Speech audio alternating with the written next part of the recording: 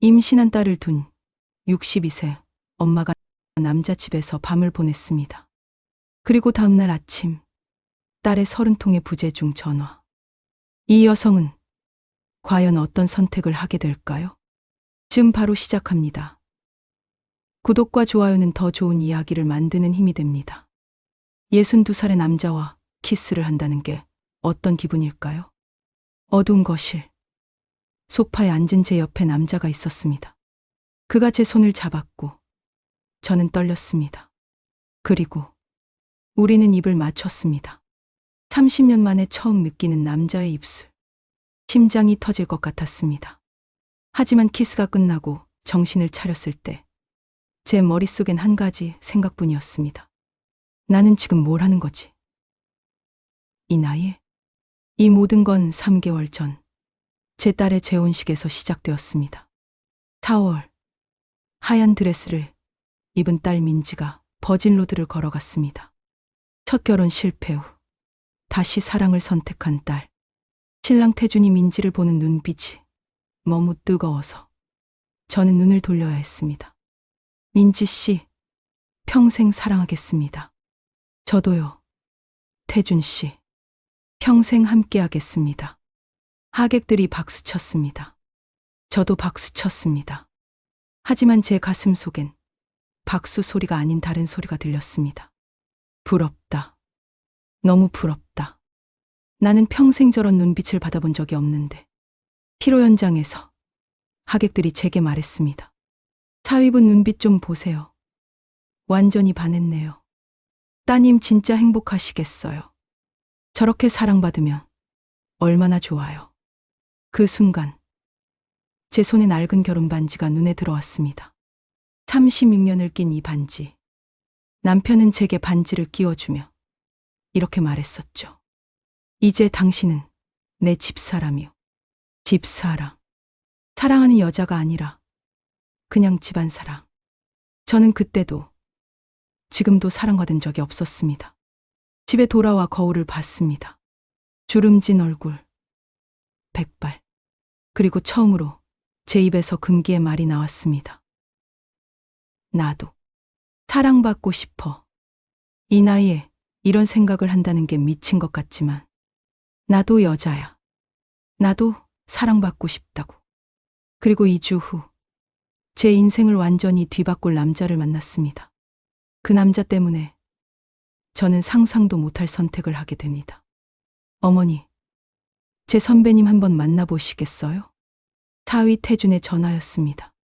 혼자 사시는 분인데 어머니랑 잘 맞으실 것 같아서요. 저는 거절할 수 없었습니다. 한정식 레스토랑. 이동석이라는 남자가 앉아 있었습니다. 백발이었지만 단정했고 무엇보다 눈빛이 달랐습니다. 슬프면서도 따뜻한 눈빛. 안녕하세요. 이동석입니다. 박영숙입니다. 식사하며 이야기를 나눴습니다. 그런데 이상했습니다. 이 남자는 저를 정말로 보고 있었습니다. 요즘 어떻게 지내세요? 그저 그렇죠. 그저 그렇다는 게 사실은 많이 외로우시다는 뜻 아닌가요? 심장이 덜컥 내려앉았습니다. 36년 결혼 생활 동안 남편은 단 한 번도 제 진짜 마음을 물어본 적이 없었는데. 어떻게 아셨어요? 저도 그렇거든요. 5년 전 아내가 세상을 떠났어요. 그 후로 외롭게 살고 있습니다. 그날부터 우리는 매주 만났습니다. 미술관, 카페, 한가. 만날 때마다 제 심장은 이상하게 뛰었습니다. 세 번째 만남이었습니다. 그의 차로 한강에 갔습니다. 해질녘, 강물이 붉게 물들었습니다. 영숙 씨, 손이 차가우시네요. 동석이 제 손을 잡았습니다. 그 순간 전기가 흐는 것 같았습니다. 이건 뭐지? 이 나이에 이런 감정을. 영숙 씨, 제가 실례가 안 된다면. 동석이 제 얼굴을 바라봤습니다. 당신이 너무 좋습니다. 심장이 폭발할 것 같았습니다. 저도요. 제 입에서 나온 말에 저 자신도 놀랐습니다. 저도 동석 씨가 좋아요. 그가 천천히 제게 다가왔습니다. 저는 눈을 감았습니다. 그리고 30년 만에 처음으로 남자의 입술을 느꼈습니다. 이게 사랑인가? 예순이 넘어서 처음 느끼는 이 감정이. 키스가 끝나고 차 안은 침묵이 흘렀습니다. 동석이 조심스럽게 말했습니다. 영숙 씨, 천천히 가요. 우리 서두르지 말고. 네. 하지만 저는 알고 있었습니다. 이미 선을 넘었다는 것을. 그리고 이 금단의 감정이 어디로 갈지 모른다는 것을. 집으로 돌아오는 길, 제 휴대폰이 울렸습니다. 딸 민지였습니다. 엄마, 큰일 났어요. 제가 임신했어요. 그 순간 제 세상이 흔들렸습니다. 민지가 임신했습니다. 기쁜 소식이어야 했습니다. 하지만 제 마음은 무거웠습니다. 왜냐하면 그날 저는 다른 남자와 키스를 했으니까요. 민지와 태준이 저를 저녁 식사에 초대했습니다. 엄마, 제가 엄마 처음 할머니 만들어 드려요. 민지가 행복하게 웃었습니다. 그래, 축하해. 하지만 제 목소리는 떨렸습니다. 태준이 말했습니다. 어머니, 이제 손주 봐야 하니까 더 건강하셔야 해요. 요즘 어디 아프신 데 없으세요? 아니, 괜찮아. 그나저나 어머니, 요즘 어떠세요? 선배님이 어머니 이야기 자주 하시던데요. 그 순간 제 얼굴이 화끈거렸습니다. 민지가 날카롭게 저를 쳐다봤습니다. 엄마, 자주 만나세요? 응, 가끔이요. 오빠한테 들으니까 매주 만나신다던데요. 민지의 목소리가 차가워졌습니다. 집으로 돌아오는 길, 동석에게서 문자가 왔습니다.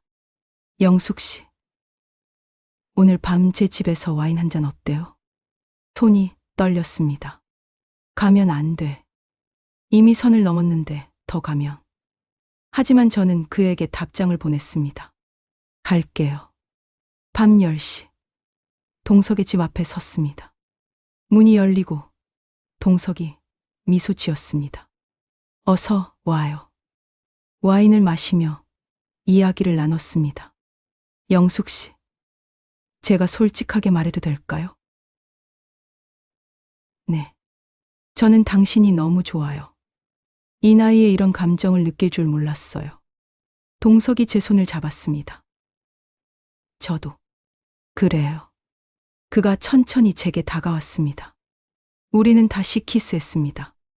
이번엔 처음보다 더 깊었고 더 뜨거웠습니다. 동석이 속삭였습니다. 영숙 씨, 오늘 여기 있어 줄래요? 안 돼. 이건 넘지 말아야 할 선이야. 나는 곧 할머니가 될 사람인데. 하지만 제 몸은 이미 그의 품에 안겨 있었습니다. 30년 동안 잊고 살았던 여자로서의 감정이 깨어나고 있었습니다. 그날 밤 저는 선택했습니다. 윤리도 나이도 모든 것을 잊고 그저 여자로서 사랑받고 싶은 한 사람으로서. 다음날 아침 제 휴대폰에 30통의 부재 중 전화가 있었습니다. 모두 민지에게서였습니다. 그리고 마지막 문자 메시지. 엄마, 어디 계세요? 혹시 같이 계세요? 말도 안 돼. 엄마가 그럴 리 없어. 제 손이 떨렸습니다. 들켰습니다. 그때 도착하니 민지가 현관 앞에 서 있었습니다. 얼굴이 창백했고 눈은 충혈되어 있었습니다. 엄마, 어디 계셨어요? 제 안으로 들어가자마자 민지가 소리쳤습니다. 같이 계셨죠? 민지야. 말도 안 돼. 엄마가 남자집에서 밤을 샜다고. 민지의 목소리가 떨렸습니다. 엄마, 정신 차리세요. 엄마 나이가 몇인데. 그리고 저 지금 임신했어요. 곧 할머니가 되실 분이. 민지야, 들어봐. 뭘 들어요? 엄마가 남자랑 그런 거 했다는 걸 제가 어떻게 받아들여요? 제 안에서도 무언가 터졌습니다. 그래, 그랬어. 저도 소리쳤습니다. 나도 남자랑 키스했고, 안기도 했어. 그게 왜 나빠? 민지가 비틀거렸습니다. 엄마, 진짜였어요? 응, 진짜야. 나도 사랑받고 싶었어. 30년 만에 처음으로 누군가한테 여자로 대접받았어. 민지가 눈물을 흘리며 말했습니다. 엄마, 부끄러운 줄 아세요? 저 임신한 거 아세요? 제 아이 할머니가 남자 밝히는 사람이라는 거 알면 어떡해요? 그 말에 제 가슴이 찢어졌습니다. 남자 밝히는 사람. 그럼 뭐예요? 저 나이에 남자 만나서 그런 거 하는 게. 너. 저는 떨리는 목소리로 말했습니다. 너는 내 아빠가 엄마한테 어떻게 했는지 알아. 36년 동안 단 한 번도 사랑한다는 말 안 해줬어. 손도 안 잡아줬어. 그래도 엄마는 아빠 아내였잖아요. 근데 지금은요. 민지가 차갑게 말했습니다. 그냥 외로운 과부예요. 남자한테 목마른. 민지는 문을 쾅 닫고 나갔습니다. 저는 바닥에 주저앉았습니다. 내가 정말 잘못한 걸까? 사랑받고 싶다는 게 죄야? 그날부터 소문이 돌기 시작했습니다. 동네 사람들의 수군거림이 들렸습니다. 저 나이에 남자 만난대요. 남편 죽은 지 얼마나 됐다고. 딸이 임신했는데 창피하지도 않나 봐요. 그리고 3일 후 더 큰 폭풍이 찾아왔습니다. 동석의 딸이 제 앞에 나타났습니다. 우리 아빠 좀 그만 유혹하세요. 카페에 앉아 있는데 30대 후반의 여자가 제 앞에 섰습니다. 박영숙 씨. 전 이수진이에요. 이동석의 딸. 수진은 차갑게 말했습니다. 우리 아빠 좀 그만 만나주세요. 무슨 말씀이세요? 엄마 돌아가신 지 5년밖에 안 됐어요. 그런데 아빠가 여자를 만난다고요? 수진의 목소리가 떨렸습니다. 더군다나 나이도 많으시잖아요. 뭐 하러 우리 아빠 인생에 끼어드세요? 저는 돈이 필요하세요? 아니면 외로워서? 아니면 우리 아빠가 경제적으로 괜찮아 보여서? 저는 참을 수 없었습니다. 그런 게 아니에요. 그럼 뭐예요? 사랑. 그 나이에 수진이 비웃었습니다. 또 딸 있으시잖아요. 만약 딸이 시어머니 되실 분이 이런 짓 한다면 어떨 것 같아요? 그 말에 저는 할 말을 잃었습니다. 맞는 말이었으니까요. 그날 저녁 동석을 만났습니다. 수진이가 당신한테 갔다던데. 미안해요. 아니에요. 근데 동석 씨. 저는 힘들게 말을 꺼냈습니다. 우리 이대로 괜찮을까요? 무슨 뜻이에요? 제 딸도 당신 딸도 우리 반대하잖아요. 주변 사람들도 수군거리고. 동석이 제 손을 잡았습니다. 영숙 씨. 우리 잘못한 거 없어요. 하지만 당신도 사랑받을 자격 있어요. 나이가 무슨 상관이에요? 그래. 나이가 무슨 상관이야. 하지만 정말 괜찮을까? 그날 밤 민지에게서 문자가 왔습니다. 엄마, 병원에 갔어요. 아기가 위험하대요. 스트레스 때문인가 봐요. 엄마 때문에. 저는 그 문자를 보고 무너졌습니다. 병원으로 달려갔습니다. 민지가 병실 침대에 누워 있었습니다. 민지야. 엄마. 민지가 저를 보더니 고개를 돌렸습니다. 태준이 저를 밖으로 데리고 나갔습니다. 어머니, 민지가 스트레스를 너무 받았어요. 미안해. 어머니, 솔직히 말씀드릴게요. 태준의 목소리가 단호했습니다. 동석 선배님은 좋은 분이에요. 하지만 지금은 아니에요. 민지가 임신했고 불안정해요. 알아. 어머니가 선택하셔야 해요. 딸을 택하실 건지 아니면 그 말을 끝까지 하지 않았지만 저는 알았습니다. 그날 밤 동석을 만났습니다. 민지가 어때요? 괜찮아질 거예요. 거짓말이었습니다. 아무것도 괜찮지 않았습니다. 동석 씨, 영숙 씨, 말 안 해도 알아요. 동석이 슬프게 웃었습니다. 우리 여기까지인 거죠. 눈물이 흘렀습니다. 미안해요. 저는 엄마니까 알아요. 당신은 좋은 엄마예요. 동석이 저를 꼭 안아줬습니다. 영숙 씨, 당신은 사랑받을 자격 있는 사람이에요. 잊지 마세요. 고마워요. 모든 것에. 우리는 그렇게 헤어졌습니다. 제 인생에서 처음이자 마지막 사랑이었습니다. 하지만 이게 끝이 아니었습니다. 진짜 선택은 이제부터였습니다. 동석과 헤어진 후 저는 민지를 위해 살기로 했습니다. 매일 병원에 갔고 민지를 돌봤습니다. 하지만 이상했습니다. 행복하지 않았습니다. 어느 날 거울을 봤습니다. 나는 누구지? 박영수. 민지 엄마. 누구의 할머니? 아니면 그냥 공허한 껍데기. 나는 또다시 나를 지우고 있어. 딸을 위해, 손주를 위해. 하지만 나는 뭐야? 그날 밤 결심했습니다. 저는 민지를 만났습니다. 민지야. 네. 엄마. 엄마가 미안해. 네. 하지만 엄마도 말할 게 있어. 저는 깊게 숨을 들이쉬었습니다. 엄마는 평생 나를 위해 산 적이 없어. 내 아빠 위해, 너 위해, 모두를 위해 살았어. 엄마. 근데 이제는 나를 위해 살고 싶어. 그게 이기적이라면 미안해. 민지가 울었습니다. 엄마. 저도 미안해요. 제가 너무 엄마를 몰랐어요. 아니야. 내 잘못 아니야. 저는 민지를 안았습니다. 엄마는 이제 나를 찾아갈 거야. 동석 씨랑은 끝났지만 나 자신은 잃지 않을 거야. 그것이 제 선택이었습니다.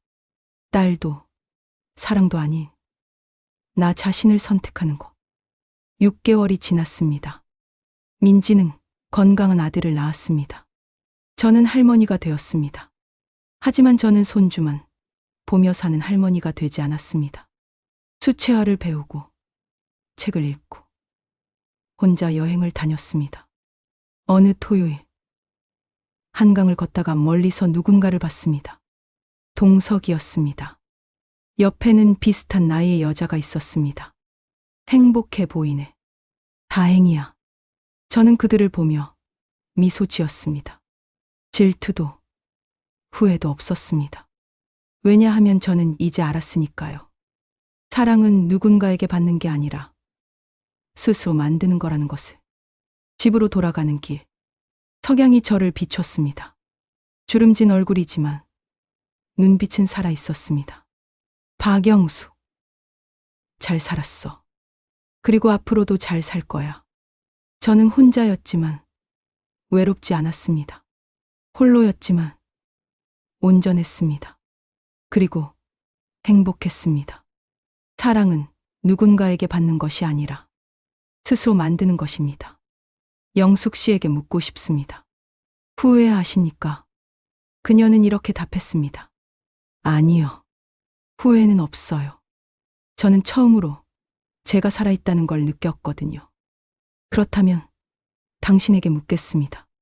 당신은 지금 살아있습니까? 아니면 그저 숨만 쉬고 계십니까? 당신이 마지막으로 나를 위해 무언가를 한 게 언제입니까?